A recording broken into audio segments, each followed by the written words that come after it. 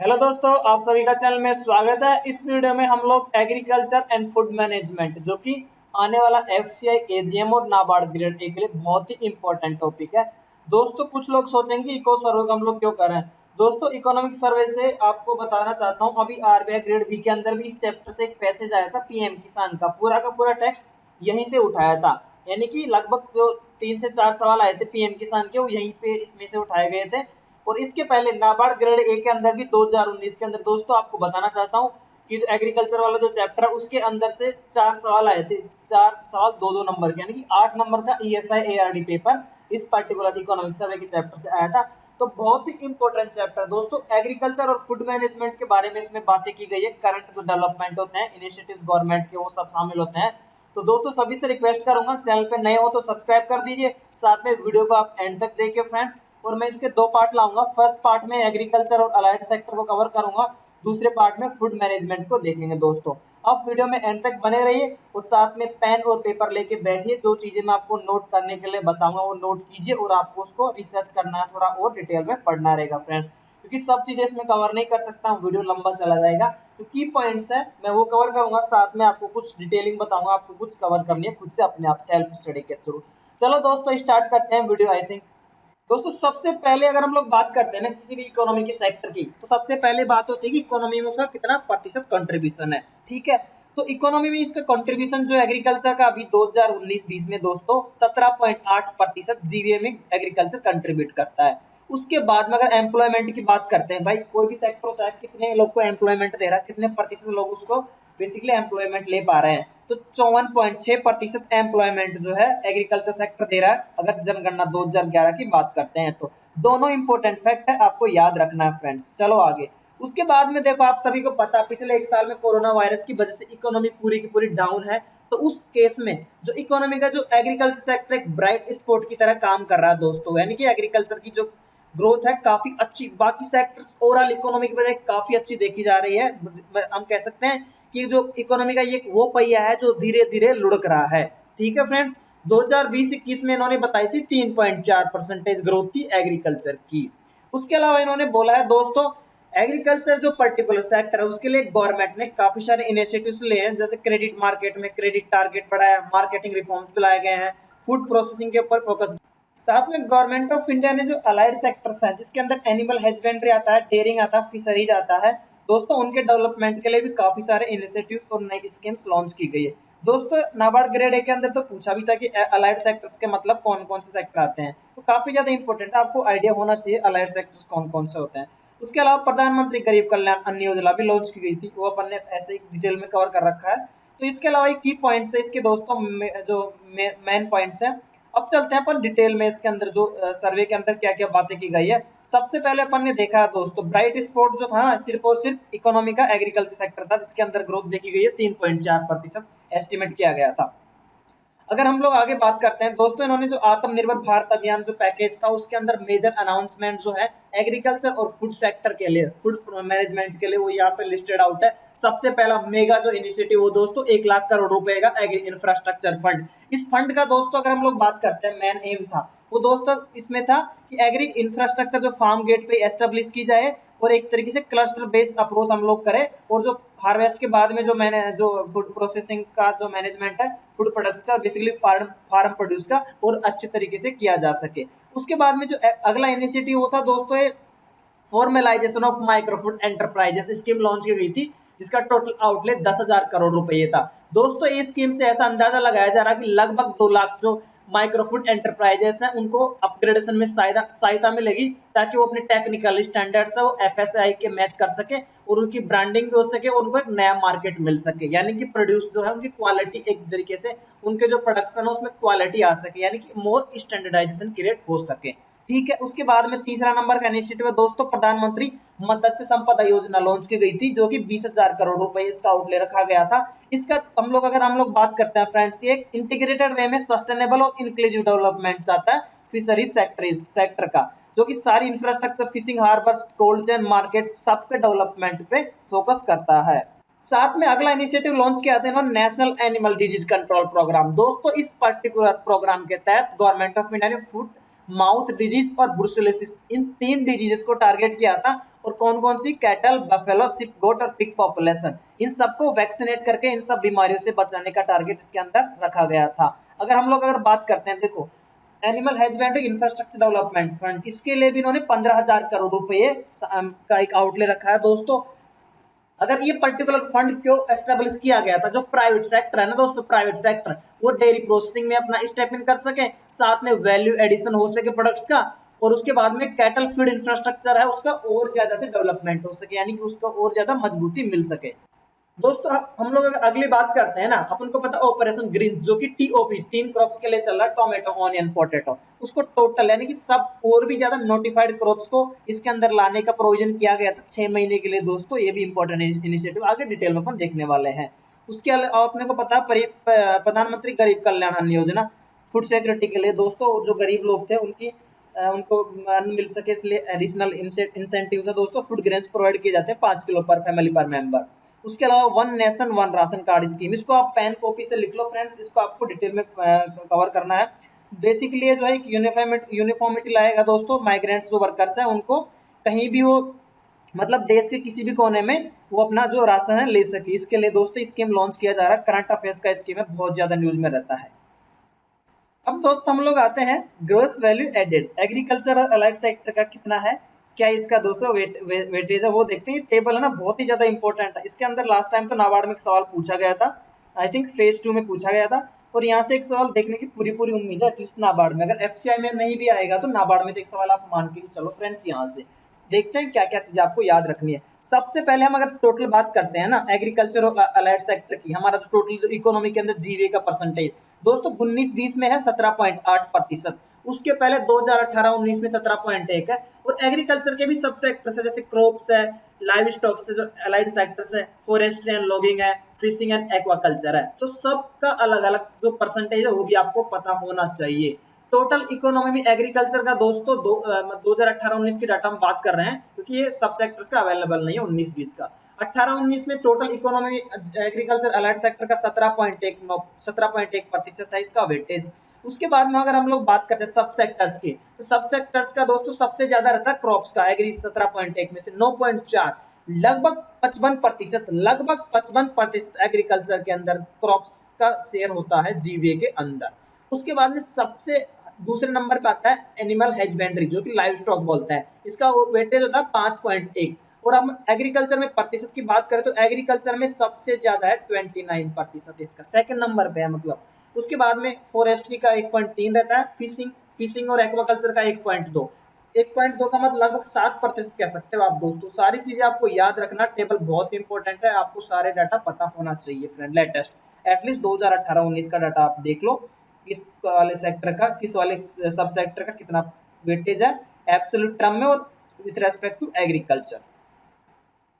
यही दोस्तों अब फिगर 1 में हम लोग बात करते हैं ना, एक ट्रेंड दिया गया है, यानी कि लगभग पिछले 5 सालों में किस तरीके से हम लोग बात करते हैं दोस्तों। देखिए इसमें 2014-15 का डाटा 11.2% हुआ करता था क्रॉप्स का, वो गिरता गिरता जो रेशियो है वो 9.4% आ गया। उस यानी कि कहीं ना कहीं हम ये कह सकते हैं जो किसान है ना क्रॉप्स के साथ में क्रॉपिंग कम कर रहे हैं। एनिमल देखिए आप जो लाइव स्टॉक को देखो, लाइव स्टॉक का बढ़ रहा है ट्रेंड, इसका मतलब किसानों ने एनिमल हस्बेंड्री को भी एक मतलब एक इस खेती के साथ में अपना एक बिजनेस के तौर पे अपनाया है, क्योंकि काफी प्रॉफिटेबल धंधा हो चुका है एनिमल हस्बेंड्री दोस्तों।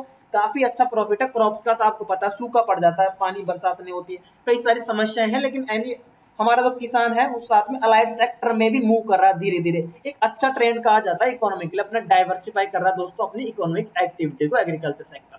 उसके बाद में है फॉरेस्ट्री की बात करते हैं तो लगभग कांस्टेंट थोड़ा डिक्रीज देखा गया थोड़ा, और फिशिंग और एक्वाकल्चर इसमें भी थोड़ा इंक्रीजिंग ट्रेंड देखा गया, हालांकि बहुत ही माइनर इंक्रीज है 1 पॉइंट। तो ये टेबल आपको पता होनी चाहिए सब सेक्टर लेवल पे। चलो आगे हम लोग अगर बात करते हैं दोस्तों ग्रोथ की, अपने देखा उधर कंट्रीब्यूशन, ग्रोथ की बात करें तो आपको पता ही है एग्रीकल्चर सेक्टर, ये ग्रीन वाली लाइन एग्रीकल्चर सेक्टर की 3.4% ग्रोथ देखी गई है 2020-21 में, जहां पे टोटल इकोनॉमिक एक्टिविटी की बात करते हैं एज इकोनॉमिक रूल तो देख जीवीए जब -7.2% कॉन्ट्रैक्ट हुआ दोस्तों। इसके अलावा आपको इसमें कुछ देखने की जरूरत नहीं है। ग्रोथ कैपिटल फॉर्मेशन का दोस्तों आता नहीं है इसके अंदर। अगर हम लेटेस्ट 16.4% इन्होंने बोला है 2018-19 का अवेलेबल डाटा है। ये ग्रॉस कैपिटल फॉर्मेशन का एक चार्ट दिया गया, आपको इसको थोड़ा अंदाजा हो सकता है, पूछा जा सकता है ग्रॉस कैपिटल फॉर्मेशन एग्रीकल्चर और अलाइड सेक्टर के अंदर 16.4% है। बेस 2011-12 का लिया गया है। दोस्तों प्रोडक्शन ऑफ क्रॉप्स में बात करें तो अभी लेटेस्ट प्रेस इंफॉर्मेशन ब्यूरो पे जो रिलीज निकली हुई है वहां से आपको देखना है, यहाँ से कुछ भी डाटा नहीं लेना, यहाँ थोड़ा पुराना रहता है। सबसे ज्यादा देख सकते हैं आप राइस का प्रोडक्शन रहता है। और एक लेटेस्ट जो रिलीज निकला होगा दोस्तों एग्रीकल्चर मिनिस्ट्री का, वो आपको देख के जाना, प्रेस इंफॉर्मेशन ब्यूरो से, यहाँ से छोड़ देना है। साथ में एग्रीकल्चर क्रेडिट की बात करें तो दोस्तों इस बार 2020-21 के लिए टारगेट रखा गया था 15 लाख करोड़ रुपये। इसके अलावा कोई काम का नहीं। बाकी ये अलग अलग रीजन वाइज दोस्तों जो एग्रीकल्चर क्रेडिट का किस तरीके से डिस्ट्रीब्यूशन रहता है वो दिया गया है। सबसे ज्यादा अगर ये दो देख सकते हैं आप, तमिलनाडु, और दोस्तों ये दूसरा है अपना तेलंगाना। ठीक है फ्रेंड्स, इसके अलावा हम लोग बात करते हैं एग्रीकल्चर क्रेडिट का, आपको एक टारगेट पता होना चाहिए। इसके अलावा एक देखो ये बॉक्स 2 के अंदर दिया गया है एग्रीकल्चर इंफ्रास्ट्रक्चर फंड। अपन ने देखा दोस्तों 1 लाख करोड़ रुपए का ये जो है फार्म गेट इंफ्रास्ट्रक्चर के लिए अनाउंस किया गया था हमारे फाइनेंस मिनिस्टर ने 15 मई 2020 को। ये बेसिकली हम लोग ये कह सकते हैं दोस्तों ये स्कीम है काफी इंपॉर्टेंट है एग्रीकल्चर सेक्टर के डेवलपमेंट के लिए। इन्होंने बोला है दोस्तों आगे कि एग्रीकल्चर इंफ्रास्ट्रक्चर फंड के नीचे इन्होंने फाइनेंसिंग स्कीम लॉन्च की है 9 अगस्त 2020 को।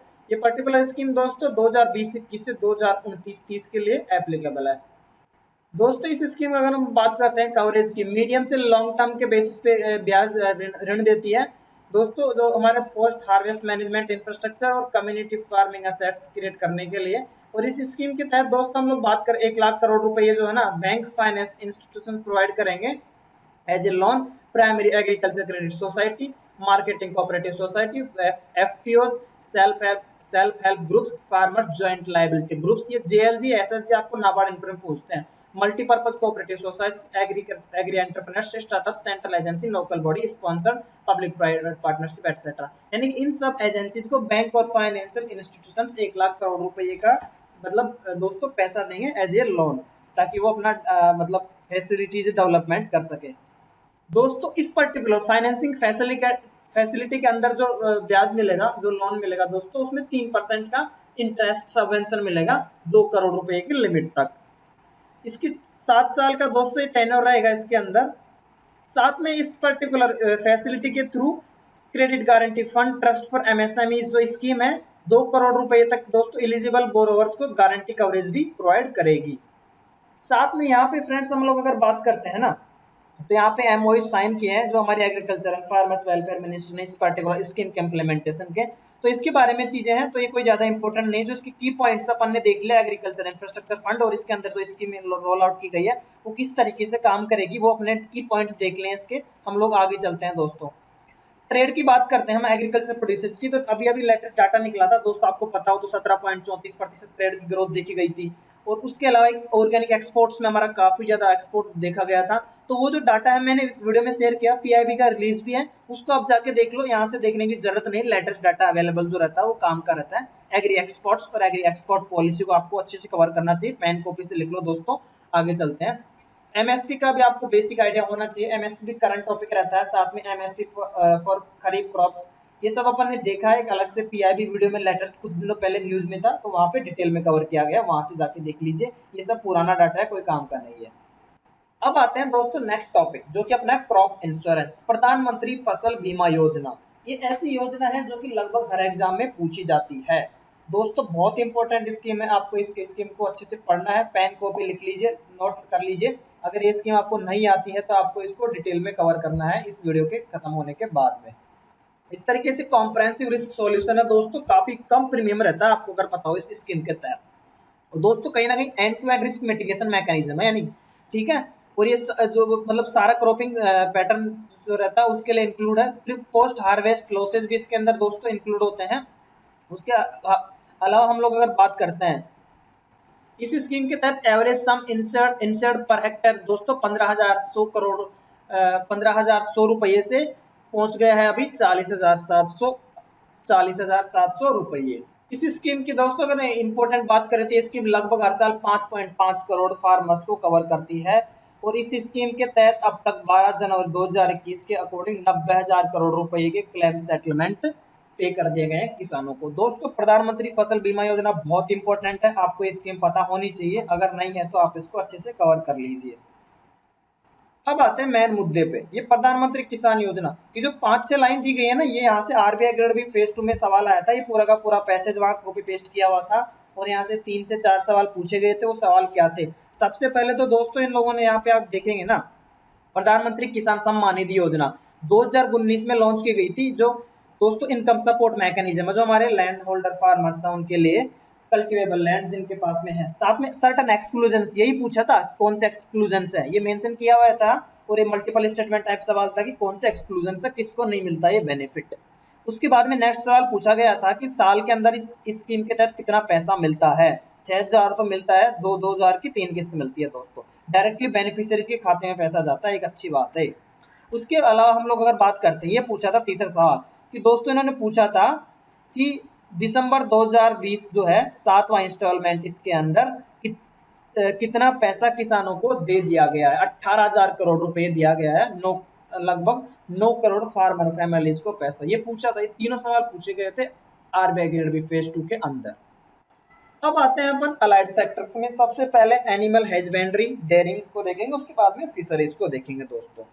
अगर हम लोग बात करते हैं, अपन ने देखा भी कुछ देर पहले लाइव स्टॉक सेक्टर का वेटेज कितना प्रतिशत था, लगभग अपन ने देखा फ्रेंड्स उसका, इसका प्रतिशत अगर हम लोग बात करते हैं ना, टोटल जीवीए में इसका वेटेज है दोस्तों 4.2% 2018-19।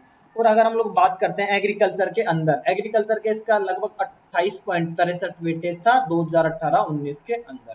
ठीक है फ्रेंड्स, बहुत ही इंपॉर्टेंट सब सेक्टर एग्रीकल्चर का इंडियन इकोनॉमी का। ठीक है, अगर हम लोग बात करते हैं मिल्क, दूध, मिल्क प्रोडक्ट की, तो मिल्क प्रोडक्ट की हम लोग बात करते हैं दोस्तों, हमारा देश में प्रोडक्शन 2019-20 के अकॉर्डिंग 198.4 मिलियन टन है। याद रखो 2019-20 में 198.4 मिलियन टन है हमारा मिल्क प्रोडक्शन। उसके अलावा एक नाबार्ड ग्रेड है 2019 में सवाल पूछा गया था कि per capita availability of milk कितना है। उस टाइम पुराना पूछा था, उस टाइम 376 था, अभी per capita availability of milk 407 gram per day है 2019-20 में। बहुत इंपॉर्टेंट डाटा, याद होना चाहिए आपको ये। उसके बाद में नेशनल डेयरी डेवलपमेंट बोर्ड ने बोला दोस्तों 2030 तक जो ये है ना 266.5 मिलियन मैट्रिक टन मिल्क और मिल्क प्रोडक्ट्स का डिमांड होने की आशा जताई जा रही है। और दोस्तों हम लोग बात करते हैं अवेलेबिलिटी की, कंजम्पशन की। अगर अर्बन एरिया में 592 ml है, जो कि बहुत ज़्यादा हाई है as compared to rural area, जहाँ पे 404 2030 तक ये आंकड़ा होने की उम्मीद है फ्रेंड्स। ये देख सकते हैं trend of milk production in India in million turns, देखो आप 14-15 से लगभग 19-20 तक इतना है। ठीक है, आगे हम लोग चलते हैं। अगर हम लोग बात करें इसकी per capita availability of milk और मिल्क प्रोडक्शन, इसमें स्टेट वाइज वेरिएबिलिटी सबसे ज्यादा अगर हमारा कोई स्टेट मिल्क प्रोड्यूस करता है वो है यूपी। ठीक है फ्रेंड्स, यूपी में सबसे ज्यादा मिल्क प्रोडक्शन होता है। उसके बाद में हम लोग अगर बात करते हैं पर कैपिटा अवेलेबिलिटी की, per capita availability I think Punjab में सबसे ज्यादा है दोस्तों, आप देख सकते हैं सबसे ज्यादा अवेलेबिलिटी कहाँ पे है, पर कैपिटा अवेलेबिलिटी पंजाब में। ध्यान रखो, ऐसे डाटा टेबल से आपको ऐसे चीजें पता होनी चाहिए। चलो आगे बढ़ते हैं। उसके बाद में हम लोग अगर बात करते हैं लाइव स्टेक पॉपुलेशन और प्रोडक्शन की, भारत का तीसरा स्थान है अंडों में। ठीक है, एग प्रोडक्शन में। उसके बाद में हम लोग अगर बात करते हैं एग प्रोडक्शन का डाटा दिया गया है, कोई काम का नहीं मेरे हिसाब से, ये ट्रेंड है दोस्तों।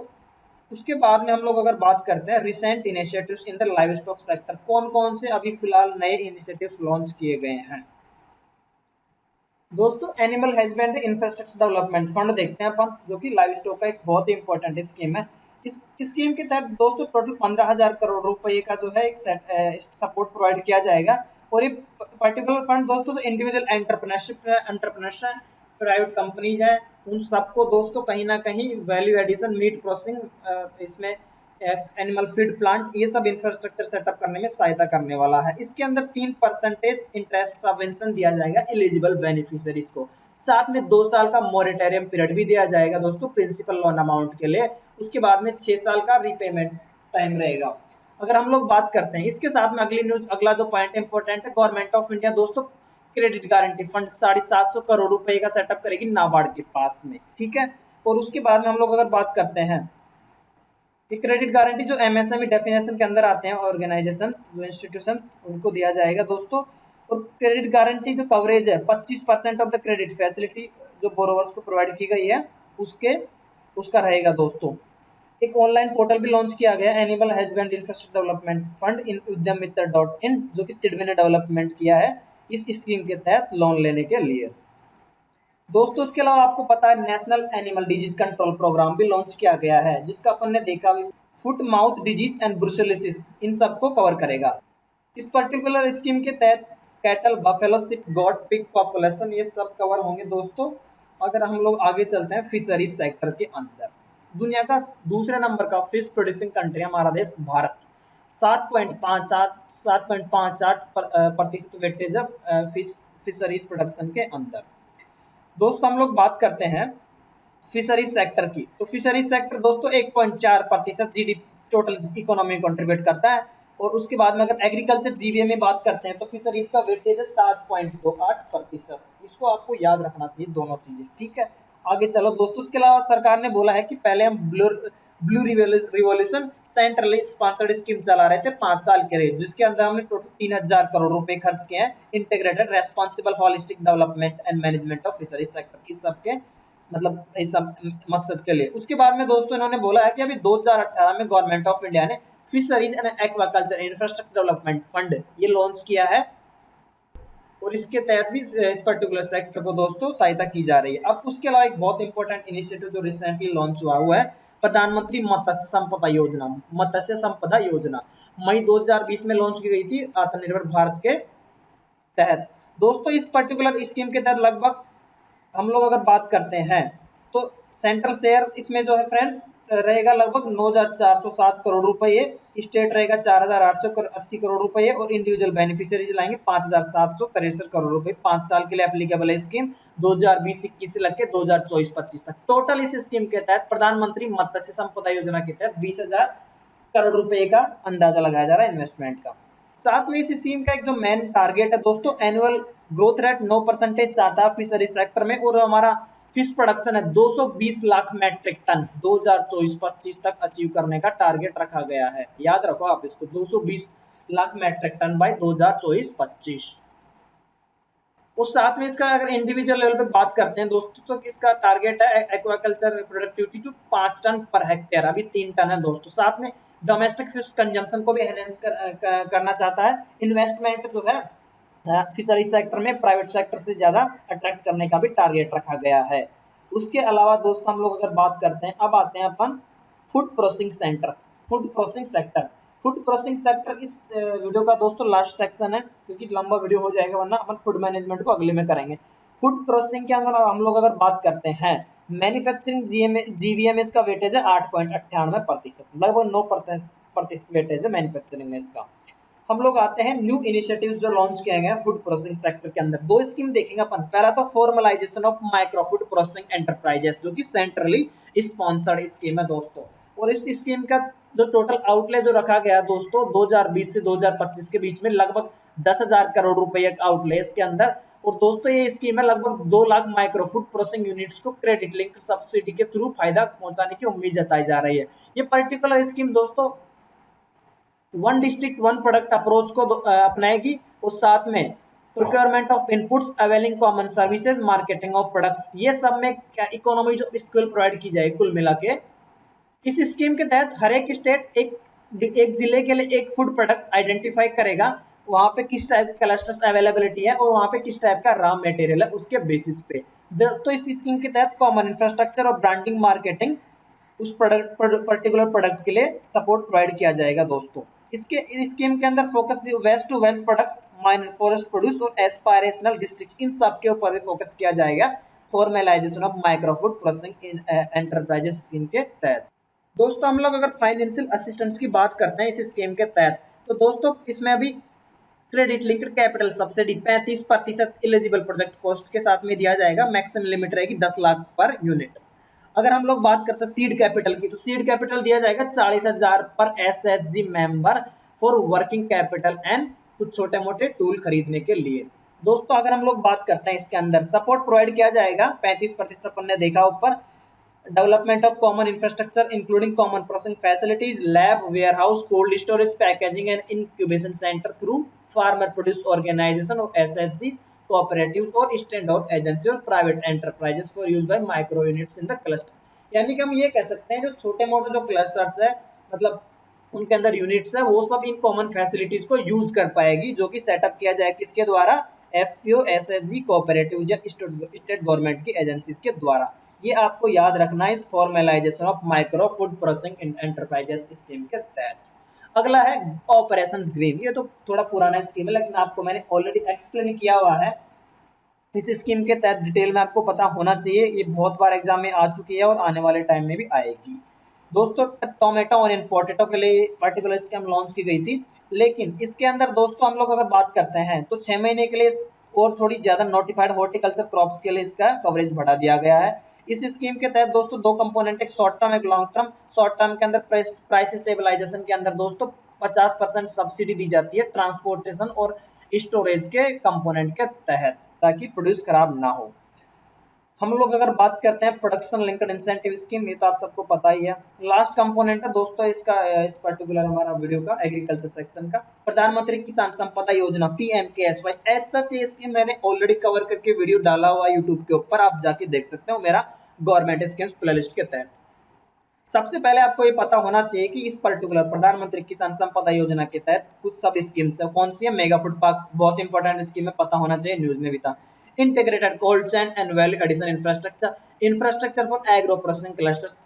अगला है creation of backward and forward linkage, creation expansion of food processing and preservation capacities. और अगला है ऑपरेशन ग्रीन। ये सब इस पर्टिकुलर स्कीम के मतलब हम बात करते हैं कंपोनेंट है दोस्तों। अपन ने आई थिंक एग्रीकल्चर वाला ये जो चैप्टर है उसका एग्रीकल्चर पार्ट पूरा कर लिया है। अब जो फूड मैनेजमेंट बताऊँ मैं, फूड मैनेजमेंट जो बचा है, अगर आपका इस वीडियो में अच्छा सपोर्ट आएगा, आप अगर अच्छे से देखेंगे तो मैं अगला पार्ट लेके आऊंगा दोस्तों। ये वीडियो नाबार्ड ग्रेड ए के लिए बहुत ज्यादा इंपॉर्टेंट है। साथ में अगर हम लोग बात करते हैं FCI की, तो FCI के लिए भी बहुत इंपॉर्टेंट है दोस्तों। एग्रीकल्चर का आपने अच्छे से कवर कर लिया। अगर आपको आई थिंक वीडियो अच्छा लगा होगा दोस्तों, आप सपोर्ट कीजिए, चैनल को सब्सक्राइब करो, साथ में वीडियो को लाइक करो, आपके फ्रेंड्स तक शेयर करो दोस्तों, आप कुछ मेंबर्स को ऐड कीजिए फ्रेंड्स।